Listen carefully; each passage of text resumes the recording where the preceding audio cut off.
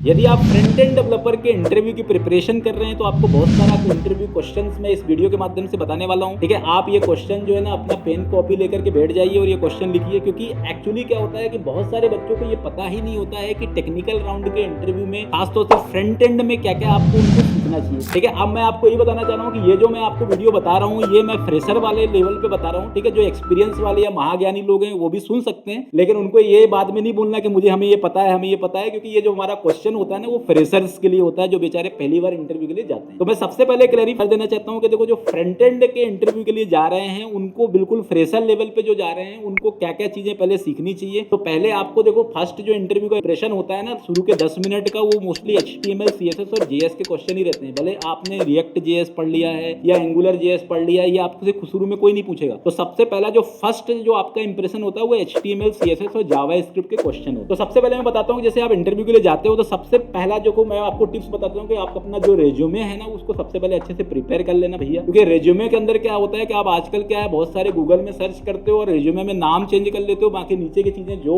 Google दे देता है वही लेके चले जाते हो। ठीक है, तो आपको रेज्यूमे में पूरा एडिट करना है, नाम भी एडिट करना है, एड्रेस भी करना है, साथ में ऑब्जेक्टिव भी आप एडिट कर लो। ऑब्जेक्टिव कम से कम याद कर लो कि आपने ऑब्जेक्टिव में क्या लिखा है। जैसे आप ऑब्जेक्टिव में लिखते हो ना कि मैं अपना करियर बहुत ही मैं पर्टिकुलर किसी भी कंपनी में जाकर के उस कंपनी के अंदर इतना अच्छा काम करूंगा कि वो कंपनी बहुत ज्यादा डेवलप होगी और मैं खुद डेवलप होऊंगा, तो उस चीज को आपको याद भी होना चाहिए कि आपने अपने ऑब्जेक्टिव में क्या लिखा है। ठीक है, साथ में जो सेकंड पॉइंट होता है उसमें आपको ज्यादा रेज्यूमे में नहीं लिखना। सेकंड पॉइंट में आपको ये लिखना है कि आपको क्या स्किल आता है। सेकंड पॉइंट आप स्किल लिखिए कि आपका टेक्निकल स्किल क्या है, क्योंकि सामने वाले को आपके टेक्निकल स्किल से मतलब है। थर्ड पॉइंट में लिखना है बहुत ज्यादा, यदि आपका एजुकेशन अच्छा है तो आप लिख दो कि आपका हायर एजुकेशन क्या है। ठीक है, उसमें आपने हायर एजुकेशन में कितना मार्क्स गेट किया है, इससे भी कोई ज्यादा मतलब नहीं है। लिखना है तो आप लिख दो, अच्छा है तो लिख दो। अब यदि आप सेकंड डिवीजन या थर्ड डिवीजन पास हो रहे तो वो मार्क्स भी लिखने की जरूरत आपको नहीं। ठीक है, जो आपका फोर्थ पॉइंट हो गया, फोर्थ पॉइंट के अंदर आपको प्रोजेक्ट वर्क मेंशन कर। ठीक है, आपने क्या प्रोजेक्ट बनाया है, उसका टाइटल, उसका डिस्क्रिप्शन और उसके अंदर क्या क्या टूल्स आपने यूज कर रखा है ये लिख देना। इतना ही आपको रिज्यूम में बनाना है। इसके अलावा आपको रिज्यूम में ज्यादा कुछ भी नहीं लिखना है, क्योंकि रिज्यूम में सामने वाला टेक्निकल आज के डेट में वो सिर्फ टेक्निकल चीजें ही देखता है, बाकी चीजों से उसको कोई लेना देना नहीं। अब पहला क्वेश्चन मोस्टली क्या होता है, किसी भी इंटरव्यू में जाओगे टेक्निकल या HR उसमें हो जाते हो तो पहला क्वेश्चन तो यही होता है कि tell me about yourself. Okay, या इंट्रोड्यूस योरसेल्फ। तो आपको अपने बारे में ये बताने के लिए कुछ लोग तो क्या पूरा का पूरा अग्निमाड़ बताने लग जाते हैं कि मेरा नाम ये है, मैं यहाँ से बिलोंग करता हूँ, मैंने ये एजुकेशन कर रखी है, मेरी उम्र इतनी है, मैं इतने बार पास हूँ, इतने बार फेल हुआ। ये कुछ बताने की जरूरत नहीं। आपको अपना नाम बताइए, अपना टेक्नोलॉजी के बारे में बताइए, आपने क्या इंटर्नशिप कर रखा है ये बताइए, आप कौन से प्रोजेक्ट में अभी ऑनगोइंग है या किस प्रोजेक्ट में आप अभी अपना काम कर रहे हैं। काम कर रहे हैं मतलब खुद से कौन सा प्रोजेक्ट बना रहे हैं उसके बारे में बताइए। इतना ही बताना है, इससे ज्यादा कोई सुनना भी नहीं चाहता। ओके, इसके बाद अब मैं क्वेश्चन पे आ जाता हूँ, टेक्निकल क्वेश्चन में। पहले मैं HTML के क्वेश्चन बताता हूँ कि HTML क्या होता है, ये आप पढ़ लेना कि HTML का फुल फॉर्म क्या होता है। बहुत सारे लोगों को HTML का फुल फॉर्म यदि पता भी है तो HTML के अंदर हाइपर का मतलब क्या होता है, टेक्स्ट का मतलब क्या है, मार्कअप लैंग्वेज क्यों बोलते हैं। ठीक है, HTML के अंदर डॉक टाइप क्या होता है, HTML4 और HTML5 में क्या डिफरेंस होता है, HTML में कितने टाइप के टैग होते हैं। ठीक है, HTML के कुछ स्पेशल टैग है, जैसे आपका स्पेन और डीप टैग में क्या डिफरेंस होता है। ठीक है, HTML5 के अंदर कौन कौन से लेटेस्ट टैग हैं, फॉर्म एलिमेंट्स कौन से होते हैं। ठीक है,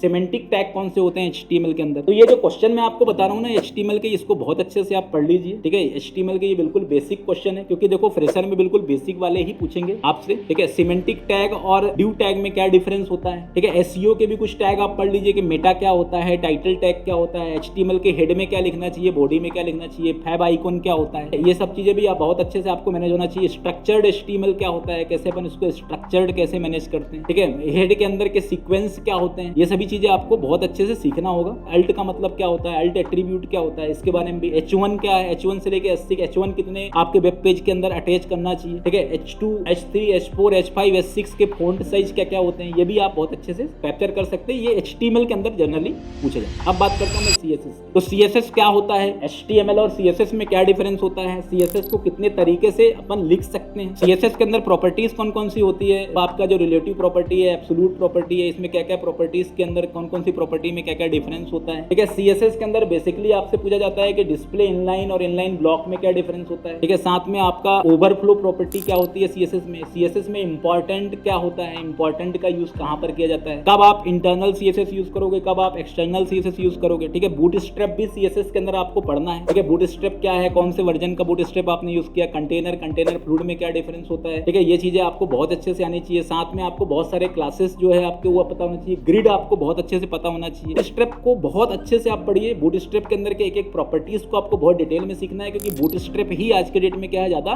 यूज होता है। ये प्रॉपर्टीज जो मैं बता रहा हूँ इनको बिल्कुल अच्छे से आप नोट कर लीजिए, क्योंकि ये CSS के लिए बहुत ही ज्यादा इंपॉर्टेंट प्रॉपर्टीज है। ठीक है, अब मैं बात करता हूँ, देखो HTML CSS के क्वेश्चन तो ज्यादा से ज्यादा फ्रेशर लेवल पे आपसे 5 या 6 क्वेश्चन ही पूछेंगे। मोस्टली आपसे पूछा जाएगा जावास्क्रिप्ट। तो जावास्क्रिप्ट क्या है, डोम क्या होता है, डॉक्यूमेंट ऑब्जेक्ट मॉडल का पूरा आपको बहुत अच्छे से स्टडी करना है जावास्क्रिप्ट के इंटरव्यू के जाने से पहले। ठीक है, वर्चुअल डोम क्या होता है, ठीक है, इसके बाद आपका BOM मतलब ब्राउजर ऑब्जेक्ट मॉडल क्या होता है, आप HTML के अंदर के किसी भी एलिमेंट को जावास्क्रिप्ट से कैसे फेच करोगे, how to fetch the HTML elements. ठीक है, तो get attribute, get element by ID, get elements by name, जितने भी तरीके हैं वो सभी तरीके आपको पता होना चाहिए। ठीक है, साथ ही साथ आपको ये भी पता होना चाहिए कि इवेंट क्या होता है, जावास्क्रिप्ट का इवेंट क्या होता है, जावास्क्रिप्ट में एरे क्या होता है, ऑब्जेक्ट क्या होता है। ठीक है, जावास्क्रिप्ट के अंदर मैप क्या होता है, लूप आप अच्छे से पढ़ लीजिए, कितने टाइप के जावास्क्रिप्ट के लूप होते हैं, फॉर लूप क्या होता है, फॉर ईच लूप क्या होता है। ठीक है, फॉर लूप कब यूज करोगे, फॉर ईच लूप कब यूज करोगे। ठीक है, जावास्क्रिप्ट के अंदर आपको थोड़ा सा प्रॉमिस भी पढ़ना होगा, क्योंकि प्रॉमिस आजकल बहुत ज्यादा पूछा जा रहा है। प्रॉमिस क्या होता है, ये हालांकि एडवांस जावास्क्रिप्ट में आता है, लेकिन आपको पता होना चाहिए। ठीक है, इसके बाद आपको एसिंक अवेट कब लगाते हैं, जो आपका ब्लॉकिंग ऑफ कोड और नॉन ब्लॉकिंग ऑफ कोड में क्या डिफरेंस होता है, टेम्पलेट लिटरल्स क्या होता है, हैशिंग क्या यूज किया जाता है, वेरिएबल डिक्लेरेशन में लेट, वेर और कॉन्स, इनके अंदर स्कोप वाइज क्या डिफरेंस होता है, इनमें क्या इंटरनली डिफरेंस क्या होता है, अनडिफाइन और नल के अंदर क्या डिफरेंस होता है, कॉलबैक फंक्शन क्या होते हैं। ठीक है, ये सभी चीजें आपको बहुत डिटेल में सीखनी है। जितने भी क्वेश्चंस मैं बता रहा हूँ इन सभी क्वेश्चन को तो आपको जावास्क्रिप्ट के अंदर पढ़ना ही पढ़ना है, क्योंकि ये क्वेश्चन आपको मिल ही जाएंगे। कुछ लॉजिक वाले क्वेश्चन भी आपको स्ट्रिंग के पढ़ने हैं, जैसे पैलिंड्रोम स्ट्रिंग क्या होता है, स्ट्रिंग को अपन रिवर्स कैसे करते हैं, स्ट्रिंग के अंदर किसी भी कैरेक्टर का फ्रीक्वेंसी कैसे अपन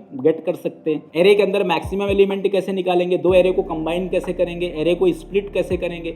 आपके पास एक पैराग्राफ है, उसके अंदर आपको स्ट्रिंग को कैसे, उसमें वर्ड कैसे स्प्लिट करोगे, किसी भी पैराग्राफ के अंदर मैक्सिमम वर्ड कैसे निकालोगे। ठीक है, तो ऐसे क्वेश्चन आपसे बहुत सारे पूछे जाएंगे। ठीक है, इन क्वेश्चन का पूरा आंसर भी मैं नेक्स्ट वीडियो में दूंगा। आपको इसका आंसर चाहिए, आप कमेंट बॉक्स में बिल्कुल लिखिए कि हमें इसका आंसर चाहिए, तो मैं इसके बाद इन सभी क्वेश्चन के आंसर्स भी आपको बताऊंगा, और साथ में इस क्वेश्चन का पूरा एक PDF फॉर्म में क्वेश्चन आंसर का सेट भी मैं आपको दूंगा। लेकिन इसके लिए आप मेरा वीडियो पूरा लास्ट तक देखिए, और आप मुझे लिखिए कमेंट बॉक्स में, अपना ईमेल आईडी आप कमेंट बॉक्स में डालिए, उस ईमेल आईडी में मैं आपको मेल करूंगा जो भी PDF या जो भी इसका पूरा क्वेश्चन सेट है। Thank you.